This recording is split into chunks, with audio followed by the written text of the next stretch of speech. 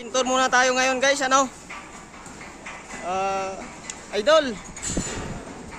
Dalawa lang ang nagpipintura dito, Idol? Dalawa lang? 950 ang rate nyo? Pag umulan, kasi parang uulan eh. Bayad yan. Bayad? Bayad pati OT. Bayad. May ute din kayo? Oo. Magkano naman ang isang oras ute? Ang isang oras OT namin, 200. 200? Oo. Kasi nga, Kasi 19... dalawa lang naman kami pintor eh. O kasi at saka working overheads, ano? Dami namin pipinturahan ko. Dami pa pala.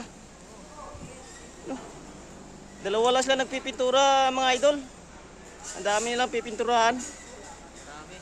Kahit ang magandaan dito, ang magandaan dito, kahit napinturahan na namin, pipinturahan pa namin para may magawa lang. Ah, ganun pala yon. Yun ang teknik dito. Eh, lugi pala company sa inyo. Wala, lulugihin na. Lulugi na. Kaso naulan na eh, pero diretso pa rin kami kahit naulan dito. Kahit Diretso. makilat. Oo. Kahit patulog-tulog ka kayo sa gilid, Oo. bayad pa rin. Yun ang kagandahan sa company natin. Walang benefit, pero Okay. malaki sahod. Sulit-sulit. Solid.